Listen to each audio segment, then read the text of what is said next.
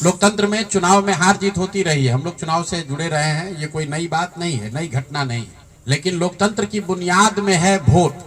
सबको वोट देने का, स्वतंत्र होकर वोट देने का अधिकार होना चाहिए। स्वतंत्र भारत के इतिहास में पहली बार ऐसा हुआ है जब समाज का जो गरीब तबका है उसका वोट खरीद लिया गया। ऐसा कभी नहीं हुआ।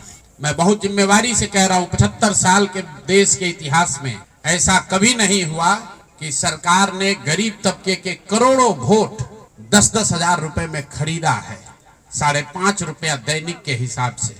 ये साधारण बात नहीं है। आपकी जानकारी के लिए बता दो, भारत उन चंद देशों में है जहां आजादी के बाद पहले दिन से यूनिवर्सल वोटिंग का राइट है कि गरीब से गरीब आदमी भी, अनपढ़ हो, पढ़ा लिखा हो, किसी वर्ग का हो, किसी जाति किसी धर्म का हो, उसको वोट देने का अधिकार है।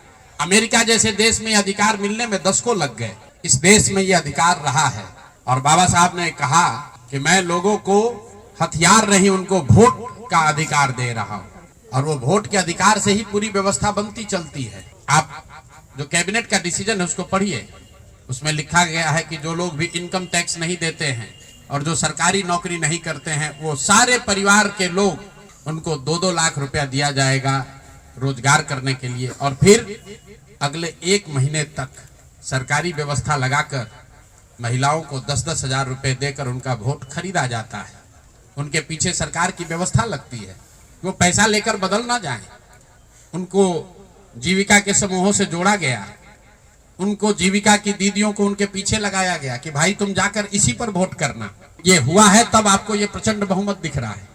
कल गांधी मैदान में लोग शपथ ले रहे हैं, शुचिता की शपथ ले रहे हो। हम लोग नीतीश कुमार को ईमानदार व्यक्ति मानते हैं। मैं व्यक्तिगत तौर पर उनसे जुड़ा रहा हूं, व्यक्तिगत तौर पर ईमानदार। लेकिन ये ईमानदारी की कौन सी परिभाषा है? सिर्फ कॉन्ट्रैक्टर से और ट्रांसफर पोस्टिंग में पैसा लेना ही बेईमानी नहीं है। संविधान में जो बात लिखी गई है उसकी अवहेलना भी बेईमानी है। और ये सिर्फ बिहार का मसला नहीं है, पूरे देश के लोगों को ये बताना चाहता हूं, ये बिहार के चुनाव के परिणाम आप इसको गंभीरता से लीजिए। ये जनसुराज का मामला नहीं है। अगर ये चीज अलाउ कर दी जाए तो देश से लोकतंत्र खत्म हो जाएगा। कोई भी दल जो सत्ता में है वो कभी चुनाव ही नहीं हारेगा। किसी भी सरकार के लिए 15, 20, 30 हजार करोड़ रुपया कहीं से कर्ज लेकर भी बांटने में कोई दिक्कत नहीं, कोई कर सकता है। आप देखिए, बिहार सरकार के पास पैसा नहीं था, कंटीजेंसी फंड से पैसा डाइवर्ट करके, वर्ल्ड बैंक का पैसा जो दूसरे काम के लिए था उसको डाइवर्ट करके ये वोट खरीदा गया। और मैं बिल्कुल गंभीरता से दावे के साथ कह रहा हूं, कैमरे पर कह रहा हूं कि सरकार ने ये 10-10 हजार रुपए में वोट खरीदा है। अगर मैं गलत कह रहा हूं तो सरकार हम पर केस कर दे, हमको जेल में डाल दे, पीछे हटने वाले नहीं।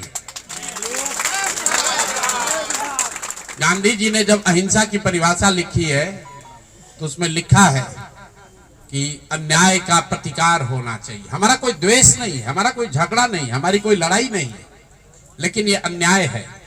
ये अन्याय जनसुराज के लिए नहीं है, राजनीतिक दलों के साथ नहीं है, कैंडिडेट के साथ नहीं है जो जीते और हारे।